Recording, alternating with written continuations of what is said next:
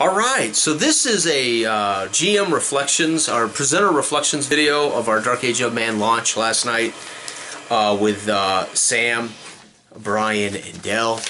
I've got some notes here, of course. Most of it can be seen live. We did live, and then I did a from the presenter seat, so you can see how I'm pulling up the RSC and what is occurring random that I'm then applying in session at a particular time. So in a way I'll do a little recap here and I'll talk about this. So we agreed to do 4-session Chronicles. This was session 1 last night. The Chronicles will have some change in time. We discussed last night that we probably won't do big giant time jumps. Matter of fact, this will be like a 3-day jump for session 2 because Brian, well, I'll get into it. And remember, this is my take, so I'll recap what occurred, but then I'll kind of put my opinion or my take on what it is I'm seeing. And I'm going to start that off by defining it this way. And then I'll recap and see what you think. Vidor, an aged Viking turned farmer, freeholder, basically a retired Viking who's taken, in a way, some version of Christianity on board, faith, farmer freeholder. He is ultimately distraught, hopeless, has lost faith, and is angry with Father Falcone, who promised him if he reveres the one God, his life will be bountiful. And meanwhile, Vidor starts session basically on a funeral pyre of his wife and child. They ultimately succumb to the famine, they succumb to the flood. So Vidor is, in a way, a lost soul, literally, to start session, and he's looking to avenge his family's loss to the man he blames for convincing him to believe in Christ, or God, right? Okay. And so I'm going to give you an idea of arc. First session arc. Vidor goes from hopeless, faithless peasant to ultimately revering Sylvester, refinding faith in a warrior leader. That's what I envisioned happened to Dell's character from beginning to what happened when he ultimately aligns himself with Brian's character, Sylvester. Ethelwald is a renowned priest sent from London. The Washburns demand help to convert pagans, be sent from the main church in London, and the church sends Ethelwald. This is Sam's character. Ethelwald, his character arc is a guy who doesn't want to be here doing this thing, but yet wants to convert people. He wants to work on behalf of the church, but he doesn't really want to be in a backwater. And he discovers that his faith is actually, God actually rewards his devotion and his faith through a miracle that he succeeds mechanically in providing to help end the problem with famine. But at the same time, finds himself in a way, a conflict with Falcone, who is incompetent and also more of a zealot, but it's all in word, less in action, and is recognizing that he's got a bit of a conflict not only with the Washburns and what they want done, especially Lord Washburn, who believes all pagans are cultists and is a bit of deranged, slightly deranged at this stage right now because of this fear of peasant revolt. And Ethelwald is now facing some of those issues. However, he has had confirmed that his belief in God is because it was rewarded with a miracle, ultimately is further solidified, right? And then our third character, Sylvester, walks he's walking a fine line between treason. It'll be fascinating to see if Sylvester can actually walk this fence, this fine line for all 4 Chronicles, because he is right now walking a very fine line between doing what the Lord needs done, but this Lord, I mean Lord Washburn, not God. Lord Washburn, technically Sylvester's a pagan, or he leans toward pagans. Dell's character is a Christian who still believes in Thor, right? So he's not really, he believes that the Christian God is part of the pantheon ultimately. And then, of course, Ethelwald is a Christian, devout Christian. But Sylvester, in my opinion, is walking a very fine line between doing right, but could be held accountable for treason if he was found out. So what's fascinating about Sylvester is at some point, we've got this issue between the Christians and the pagans. At some point, he's going to have to decide not only between Christians and pagans, but he may have to decide between his Lord, his loyalty to the Lord, or his what he believes is right. And this is what makes Dark Age of Man amazing, right? These real conflicts that arise out of characters, people playing a characterization in a world that exists that has these dilemmas, and then there's gray area, right? There's this gray area, and Sai right now is walking the gray area, right? He's doing a brilliant job of navigating this very dangerous situation. Meanwhile, they achieved one of the major dilemmas, famine. They really have eradicated the famine problem. Brian started that by convincing Jules to give away food to the peasants. So he's involved Jules in his treason, technically giving away food to the peasants from the back door of the Blackleaf Inn is taking food and from Lord Washburn. So he's in a way also got Jules to some degree doing this work, right? They find this wagon that's packed with food, and they're going to use it to feed the poor. But here's the irony: the wagon that was abandoned is a wagon that is meant to feed a pagan army. So Sai is using this wagon to feed the peasants of Dredgewater. Meanwhile, he's keeping it from the Lord that this wagon was to feed a pagan army that could potentially be a problem for Lord Washburn. So that's the fine line Sai's walking right now. Two people know his secret. Martin, who he has got a kind of a pact with that he'll obey. Marcus, he completed an actual mechanical check that made sure Marcus will never rat him out, right? So he's got Marcus's complete loyalty. But Martin, on the other hand, it is about whether he would not be reported to Washburn for his role. So Martin, in a way, right now is conforming because he doesn't want to go on trial for treason against Lord Washburn, right? Okay. So that's kind of where the session starts, where it ends, etc. Vidor opens up describing how he is, again, a funeral pyre of his wife and child. In a rage, is headed. He pulls up his old shield, his old sword that he hasn't had out in years, and he's determined to march in to Dredgewater and to confront Father Falcone, who promised him that if you convert and you believe in God and you have faith, there will be a bountiful future for you. On his way back, Ethelwald is just arriving at dawn to Dredgewater in the bitter cold on foot. Their mule froze to death and died the day before, and he is accompanied by 11-year-old Henry and Acolyte. And as they're trying to get to Dredgewater, I roll Wolfpack. Wolfpack surrounds them on the road just outside of Dredgewater proper. Vidor sees these wolves, but he also sees a priest, and from this distance mistakes him as Falcone. And Dell describes how he's really tunnel vision. He's going after Falcone, or who he believes is Falcone, because he thinks Falcone owes him an explanation, if not his life, for what happened to his family. Okay. Ethelwald is trying to fend off the wolf pack to protect Henry and himself. Meanwhile, Brian's character starts out in the Blackleaf Inn. He's having breakfast with his wolfhounds. He talks to Jules bright and early, and they work out a deal. He says, listen, I'll either help you protect your food stores for you so you can get some sleep, or I can help by bringing you more food that you can hand out to the peasants out the back door. Jules agrees. He knows these people. He'd rather feed the poor than to kill the poor for trying to steal food from him. And Brian agrees to do some hunting for him, which is technically poaching.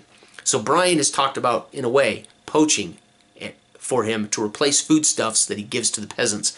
But they're in agreement to try to feed the peasants. So it's a good, again, does the ends justify the means, right? And Brian comes out with his wolfhounds. His wolfhounds immediately get the scent of these wolves, because that's what they're bred to do, kill wolves. And they all end up ultimately, and I described this group of peasants that are going up to Dredgetown Palisade gates, maybe to raise hell outside the gates and harass, in a way, protest Lord Washburn. So think of these peasants were headed to Lord Washburn's palisade, barred gates, to spend the day rabble-rousing and protesting Washburn's treatment of the peasants, right? Okay, well, they're sidetracked as they're all starving from famine by the wolves, and they race off to help fight the wolves. So in this melee, Henry Viador is almost killed by the wolves in the skirmish as he's trying to get to Falcone. Realizes it's not Falcone later. Ethelwald protects the young Henry and then continues to help Viador fight the wolves while Henry races to Dredgewater for help. And of course, Brian's character with his wolfhounds plus the 6 or so peasants end up overrunning the wolves and killing the wolves. Brian secures the alpha wolf on behalf of the peasants that are not armed. The other peasants drag away the wolves to ultimately to feed. Brian's able to take this alpha wolf with a couple of peasants back to the tanner where he can butcher it and then feed these peasants and give some of it to Jules to cook for his patrons and hand out gruel to the peasants. So again, we've got Brian playing this very crafty, and Brian's dealing with the famine issue. I mean, he's hearing it, he's seeing it, he's witnessing it, and Brian is so far determined to help all he can with feeding the peasants. Viador at this point is just bereft with mourning, right? I mean, he's just distraught with the loss of his family. And he's so mortally wounded, they drag him back to Falcone, they put him in the church, they brew up a brew for him, Ethelwald does. Falcone and Ethelwald meet. I allow Sam to describe Falcone to me, and then that becomes the character I will represent as Falcone. Falcone then tells him, you really should present yourself, and this is, at this point, it's later in the evening. Brian's character, in taking the food from the wolf that he's butchered to Jules, Blackleaf Inn, is set upon. And again, I'm rolling these up. So the second one I roll up is a wagon. The wagon I have not yet introduced, an empty wagon, or not empty, an abandoned wagon that I have not yet introduced to the characters. There's no space yet to do it. Pagans, which I'm about to introduce to Brian. So the man-at-arms, Washburn's captain of his army, comes down to talk to Sylvester, Brian's character. Sylvester's character is part of the army as a scout. He runs this kind of the scout forces. He's a ranger scout. And he tells him, listen, we've heard word that there are pagans causing trouble at Dredgewater Downs. This might be a revolt, might be a problem. We need you and your wolfhounds to go out and investigate Washburn Arms and Dredgewater Downs and make sure they're safe and find out. He goes, but don't engage them. Come back and report. Is this an army? Is this a cultist group? Or are these just a rebel-rousing pagans that are mad? Okay. So Brian takes 2 of his apprentice soldiers with him and his wolfhounds, and he heads off northeast to Dredgewater Downs. Viador, finally, after a full day's rest in the evening, Falcone basically lays a guilt trip on him when he says, you know, Falcone, you promised me I would have a bountiful, successful life if I believed in your God. And Falcone basically says to him, well, if you in your heart believed in my God, this wouldn't have happened to your wife and child. It's your fault that you weren't committed to God. So I lay a little guilt trip on him as Falcone. Viador at this point, as the evening draws, and it's going to be about 9 o'clock at night, Ethelwald has gone up to seek audience with the Lord. He breaks bread with the Lord, and he and the Lord have a conversation, and what he demands of Ethelwald. You're here. I'm going to assign you 2 soldiers, and these soldiers are going to help you do by any means necessary. I want you to convert pagans. Begin to convert pagans, and these soldiers are at your beck and call. However, he gets this gist from Lord Washburn that he's a little bit deranged. He's a little bit overwrought about the cultists. He thinks all pagans are cultists, as opposed to some pagans are cultists. And he also gets from Washburn that these soldiers are going to help him, but they're also going to keep an eye on him on behalf of Lord Washburn. So Washburn will get... He knows he's being, in a way, babysat by these 2 soldiers.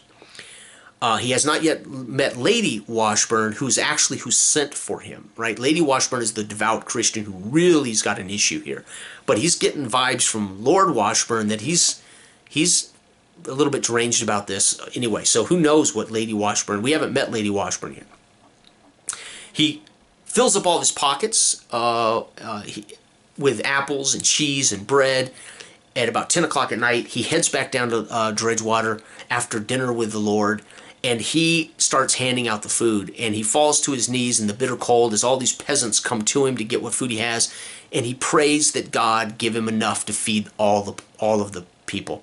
And he succeeds this very difficult prayer, which becomes a miracle. And I describe how no matter how many peasants come up and grab bread from him and apples from him and cheese from him, he still has apples, bread, and cheese. And at some point he comes out of this miracle trance of prayer, and he's finally empty-handed, but all the peasants sit and lay around him, having fulfilled their appetites. So we actually have a miracle occur in which he has unlimited food to feed all the peasants in Dredgewater that are there at like 10 o'clock at night in the bitter cold, in the winter. And that's pretty much, and we pretty much put Ethelwold to bed there, right? There's not much at this point in the session left, but Ethelwold at that point is pretty much put to bed, literally. Dell gets up and leaves at about 8 o'clock and goes toward Blackleaf Inn and runs into, and I rolled the last roll of the night was the Vigilantes. And I described as a pack of about 6 guys with pitchforks, and they're all worked up. They're a rabble, and they're talking about going out and hunting down poachers. They want to go out and commit vigilante justice, which has been decreed by Lord Washburn that these people are enemies of the state, so to speak. Deal with them. So these vigilantes at 8 o'clock at night are looking for trouble, and Dell stumbles upon them as Vidor, and he basically says, yes, let's go find Sylvester and help Sylvester. So he leads this group of vigilantes off running northeast. Cy, on the other hand, gets to Dredgewater Downs and discovers an abandoned wagon. And this abandoned wagon, it turns out, is next to the wagon is a freshly killed Mort mercenary. And Mort, any mercenary from Mort's army is considered a capital offender right now in Dredgewater by decree.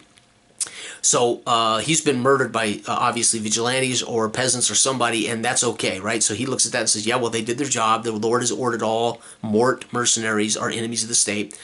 But there's this giant, very good quality wagon with tons of food stores hidden under hay. And he discovers this epic wagon full of lots of food, and he starts making plans to get this wagon back to Dredgewater. So he sends one of his soldiers on the run to get horses and men to help. Meanwhile, that soldier runs smack dab into Dell's vigilante group. That soldier panics as the vigilantes are coming on him, and he runs away from them. Dell and the vigilantes chase him into the woods, pin him against the tree.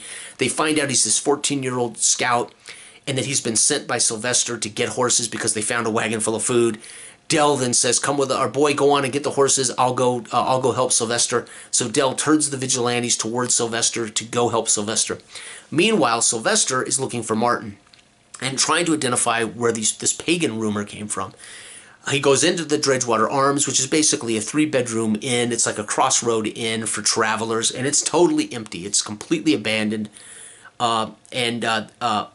As he's searching this, he sees out the window a pack of torches in the distance coming toward him. As they get close, within about 45 yards of Arms, they all split up, and 2 of them come on toward Arms, and it turns out, as he hides in the inn behind the bar, he overhears Martin come in with a stranger. They're speaking Gaelic he can't understand, but it is definitely Martin is subordinate to this pagan druid. As he peeks over the bar, he can see he's a druid priest, and Martin is deferential to him. He waits for the druid to leave, and then he talks to Martin. Martin, what the hell's going on? Who is that guy? And he ultimately intimidates Martin into spilling the beans. And Martin tells him his name is Jarek. He's a druid priest, and he is working with Von Mort's mercenaries to build an army to protect the pagans in Dredgewater, because there's this very, there's definitely a war coming between the pagans and the Christians. And they're here to protect the pagans and to do what's right against the Christians. That's Martin. Meanwhile, Cy's caught in the middle because Cy's technically a pagan, but he's certainly committed to his Lord. He has fealty to the Lord. And he's lived in Dredgewater and his family, raising wolfhounds and being a part of this culture their whole lives. So he's torn in a way. He manages to work out a deal. He manages to promise Martin that he'll be lenient and that he won't sell him out to Washburn if he keeps this secret and helps him get the food into Dredgewater and they can feed the masses without telling Lord Washburn. So Cy is literally walking a very dangerous line here, right? Marcus, the other soldier, he manages to convince, keep your mouth shut. He makes a roll for loyalty. Marcus is loyal to him. There is no way now in any upcoming session Marcus would be the one to rat out Sai. Martin, on the other hand, or even Rolf could be a problem for Sai, right? Rolf didn't witness it, but right there is a possibility Marcus might tell Rolf the situation. Won't happen because that wouldn't be the way it would come out, because Marcus he's committed to Sai through a dice check, so that probably wouldn't happen. But Martin, on the other hand, is ultimately an NPC free agent. So there could be extenuating circumstances in which Martin might, unfortunately, spill the beans if he was under arrest, etc. And they all get together. So Dell's character shows up, and Dell at this point, watching Sai give orders and watching Sai and how he's dealt with this problem, he at this point he finds hope. It's like his faith is slowly restored, but his faith is not restored so much in God. His faith is ultimately restored in Sai, the warrior, Sai, the leader of men. And he, in a way, defers to Sai, and he basically, it earns Brian a repute because Dell commits himself to Sai as a truly remarkable man, which earned Brian an immediately repute point. So, we wrap it up there as they bring the wagon back to Dredgewater. That wraps up the whole session. Brian gets 2 repute. They all earned a repute from solving the famine problem. They have not yet solved the pagan-Christian dilemma. They're working on it. Meanwhile, it's a very, very complicated and dangerous situation because it's not something that they were able to really deal with in the session. But they did solve the famine problem. Enough that they all earned a repute for that. Brian earned a repute because Dell revered him. I should say Vidar revered Sylvester. So that earned Brian a repute point. And then, of course, Ethelwald really did succeed at this miracle of feeding the masses through the food he brought from Washburn's table. And he created an infinite number of foodstuffs to feed during that, not infinite, but during the peasants who all came running to him. He was able to feed them all. That earned him a repute point. The peasants will call it a miracle. The peasants now are going to be touting him as a miracle worker and a prophet of God, which is going to complicate Ethelwald's life, which is part of the setup for Session 2. Meanwhile, Ethelwald also earned the repute for feeding the famished. And then, of course, Sai, by both providing his connection with Jules to feed the poor out of the Blackleaf Inn, and he's already supplied meat to Jules to feed the poor out of the Blackleaf Inn, and he's found this wagon loaded with foodstuffs that he's going to use to feed the poor as well. So Brian added his piece to feeding the poor. The danger for Brian's character, though, is that wagon literally is evidence that was going to feed a pagan army, a pagan mercenary Mort-backed army. Very dangerous. So he's got this amazing windfall of food to feed the poor, but it ultimately is evidence that it belonged to a mercenary army. Okay. And that's where we ended. And so, brilliant session. It was, these guys are great. I've played with all these guys before, of course. They've run me in games, and I've run them in games. We've just had a fantastic relationship, fantastic group of guys. I think they really get the idea of player agency. They get the idea that they can, there's a lot of poetic license, there's a lot of license here for them, but yet they don't overstep our agreed upon fictional situations. They never overstep. And at the same time, they are not afraid to create a little bit. They create enough to make the world work for their characters. And what I mean by that is they're not afraid to meta an appropriate conversation or vice versa that makes sense of a complicated scenario. And we have to do that in a way to make sure there's not assumptions, right? Assumption risk is something we want to avoid in this style of gaming. And so we're communicating incredibly well, and we're all playing within the bounds of the world that we agree is real. They're having no problem with me asking them, name this character. For instance, Brian created 2 Mook soldiers that he wanted to take with him to the arms in case there was a pagan fight there, I guess, but to help him investigate this pagan threat. And I said, name him. At one point when they cornered Rolf, I said, well, who is this kid? Is he a kid? Is he a man? Is he scared? Is he tough? And Brian said, no, he's 14 and he's timid. That becomes this NPC that Dell then negotiates with. Who are you, kid? What are you doing out here? And he tells him, I'm Sylvester's man, and blah blah blah. And they're invested because they've created. And again, I allow them to create it because it's what they're seeing, right? Instead of me being responsible for telling Brian every NPC and their age and their attitude, I'm asking Brian as the boss of these subordinates, well, you know these guys better than I do. They're your scout apprentices. Tell me who Rolf is. It only makes sense that he would know Rolf better than I do, right? Because they're mooks. He created these mooks. And so, and this is not unheard of. This occurs in other games too, I'm sure. There are games where players are charged with creating their own NPCs, and therefore the relevance of those NPCs, the personalities, etc. But we're doing this naively on the fly, and it has to fit the world. Their characterization was phenomenal.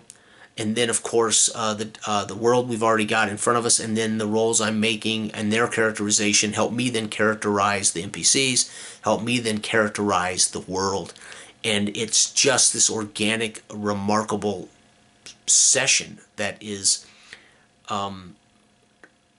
truly grows from these variables into a story. I would say right now, Viador, we saw an arc in the session. He goes from distraught man who lost his family to grasping at the first leader he could find to help restore some hope. That's Sylvester. It may be false, right? We may find out Viador, turns out Sylvester isn't the guy to be grabbing hold of, but he did, and that earns a repute for Sai because Sai's actions have already been amazing. But having this character then say, you're my new leader, so to speak, right? Which is amazing. Sai, right now, is straddling this very fine line between his lord and the Christians and the pagans. He's in a way entered into a contract with Jules, which is ultimately illegal. It's a treason.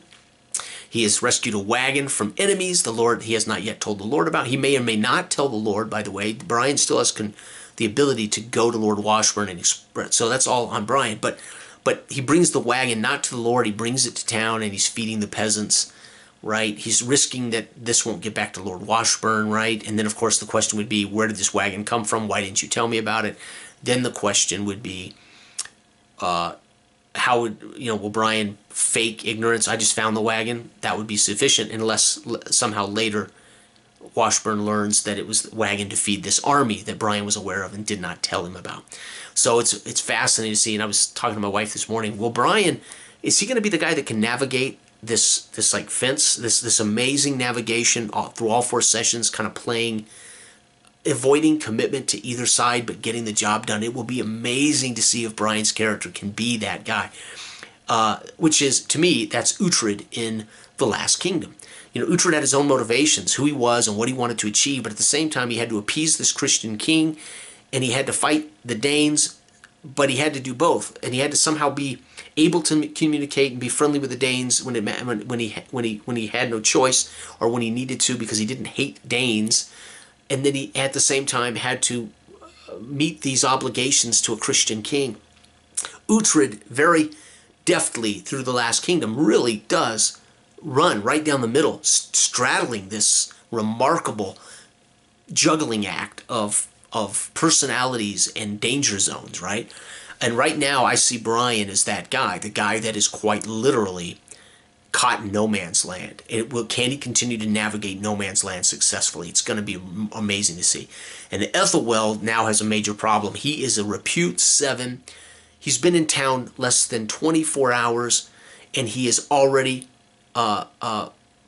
committed a miracle that fed many peasants literally in the frozen streets of Dredgewater at like 10 o'clock at night. That is going to get out. That is going to be a major thorn in the side of Falcone. And Ethelwald now was going to be charged with far more responsibilities.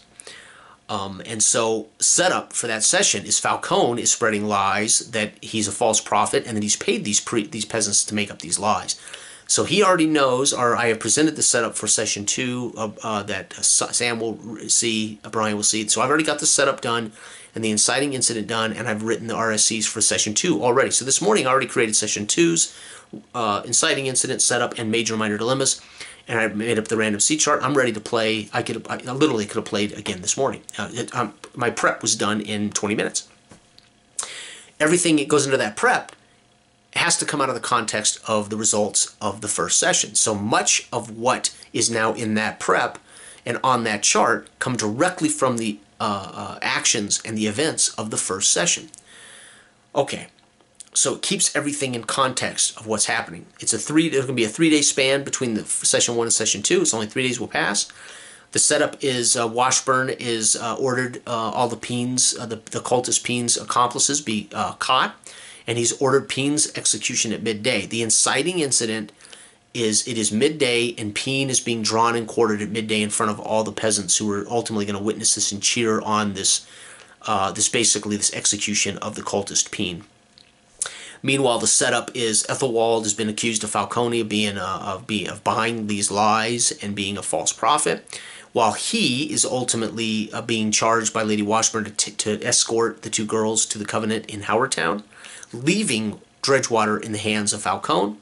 And what he doesn't know is 3 days straight, because he's performed a miracle, he's going to be inundated with every peasant, with every problem in the world, lining up at his chapel to have a miracle. Oh, my daughter's sick with the marks, with the fix her. My cow won't produce milk, fix it.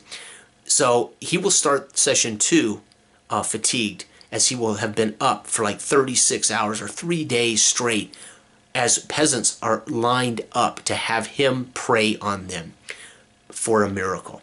So Ethelwald, by being this amazing, creating this amazing miracle and saving the peasants from famine, has unfortunately then, he's become this prophet that people are lined up for. So his character is going to start the session tired and ultimately asked to go escort these girls to the Covenant in Howardtown, leaving the conniving Falcone to disparage his good name behind his back, right? And they know this.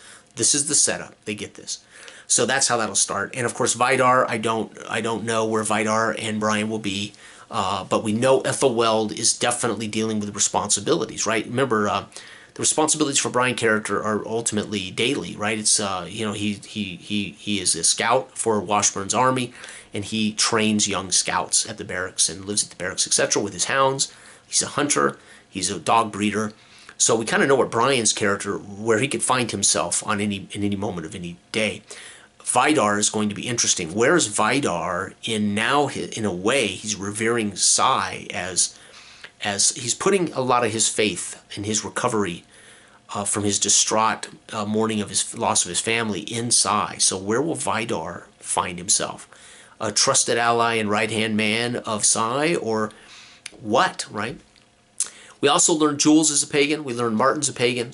We know Sai is, for the most part, leans pagan. And we know that Dell's character is a former pagan who has converted, but ultimately just adds the Christian God to the pantheon of pagan gods. So he's really both. And of course, Ethelwald is a straight Christian there to convert the pagans. So we have a remarkable group of characters, and so far session 1 has created this very dynamic, very dangerous world of grays, both in moral and ethical dilemmas, right? It's remarkable what has come from one session of 3 truly amazingly characterized characters, and what's going to come out of that: conflict, drama, problems, right? And so far, it's been amazing. And so that's my recap. I don't have much to say about Dark Age of Man. We wrote this to be what it is. The setting, the way you create characters and place them in the world, the prestige that supports the weight of characters who want to have some responsibility.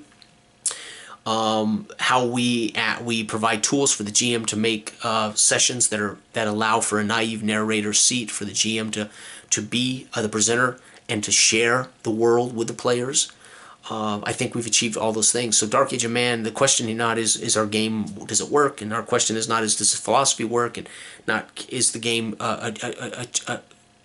creating at the table the desired effect we want for players and the presenter? And I would argue it is. So this is not really a conversation about the Dark Age of Man as a role-playing game anymore. It's there. It's legit. It works. What it is it's amazing to watch. So if I gave this exact setup with my seeds to another presenter to run this exact session, and they create their characters, and they put their characters in Dredgewater in the space, and he rolls that first RSC, their session will be utterly and completely different from any, literally 1 million guys running this one sheet prep with 3 different characters. Every player makes their own unique character and puts them in space. We will never ever see the same stories come out of that session. We won't see the same dilemmas. We won't see the same conflicts. We won't see the same issues, right? And again, Sai, his actions in the world, motivated by his character's, attitudes, is putting Sai in his own trap, right? Or putting Sai in his own, or his ability to control the situation. Can Sai continue to control the situation? I cannot wait to see. Can Brian navigate this? Can Vidor find salvation through believing in Sai as this guy who's now navigating this? I mean, in a way, it is very much like it's remarkable. You just don't get this in traditional role playing. You don't get this certainly in traditional GM-driven, quest-based, mission-based gaming. You don't get it. And in open sandbox gaming, you don't. What you get are a group of guys trying to survive as they go right, left, east, west, north, south, and they encounter zombies, they encounter a dungeon, they encounter a fort, and it's characters all trying to work together as individual characters, but ultimately trying to achieve some goal and survive. You don't get this kind of dilemma. What's amazing is we had a brief moment where all 3 characters were in the same scene, literally for about 5 minutes in the beginning, at one point in the game, and then at the very end we had Del and Sai together for about 1 minute of the game. We had a moment where Ethelweld and Del were together in the chapel for about 5 minutes. Most of the session, Ethelweld was working in his own little, think Star Wars, right? While Luke's on Tatooine doing a thing, Han Solo and Princess Leia are on the asteroid fighting the beast, and meanwhile Yoda and whatever, right? We literally had 3 separate characters in their own little thing the whole session, and they came together and crossed paths at moments. And again, you think that's nigh impossible to do with a big group. I think that's true. Any more than 4 guys, it could get very difficult for a GM to maintain these timetables and these. But more importantly, in our game, because it's mechanically very simple to execute, and we have an RSC and a world and a setup, you don't have to create whole different missions or quests or something for Sai to do, because Sai says, I'm going out in the woods, and you're like, oh shit, I gotta somehow create an adventure for Sai, and then Del and what's his name go, we're going in that dungeon, and now I've got to run a dungeon crawl at the same time. Our game, it's just not that complicated, and so therefore it works. It absolutely works. So we actually had 3 different characters really conducting their own characters in the same time period, same location, with their own tasks that they had to deal with, that they ultimately create. Right? Sai has a job to do. He's asked, check out this pagan thing. Del's character is recovering and comes out of the church to bump into vigilantes and decides to lead the vigilantes off into the woods, right? Hunting for Sai. And Ethelweld's doing what he's supposed to do. He's come to town. He's been caught up in this mess, so he had to delay going up to see the Washburns. He goes up late, breaks bread with Lord Washburn, and gets the story there. And then he comes down and commits a miracle, and we have this thing. So anyway, that's it. And it is, and I've said this for 2 years, it's the most fun I've had in role-playing, I would argue, probably in my life as an adult. There's no doubt it has created a particular environment that I've never experienced as a GM at the table, and I've had a little bit of experience as a player. I haven't had a chance to be a player in a presenter-run game like this for any period of time, but the little bit I have, they've been remarkable. But it is difficult at this point to think, how can we do this? How can we traditionally do this and feel that despite game mechanics and amazing games with amazing settings, the experience is generally the same. Party with a task, go do it, Go experience that, the challenges, maybe life and death. Get your treasure, get your thing, come back. Do it again. So there's a real reality here that we're playing in a world that's organic and alive, and it changes literally minute by minute. And the characters, the players, are ultimately creating, not the world. Their characters are moving through that space, which creates this living organic world as they respond to the dilemmas, the characters, the situations. And it is something like I've never experienced before. All right, everybody, have a great week. Bye.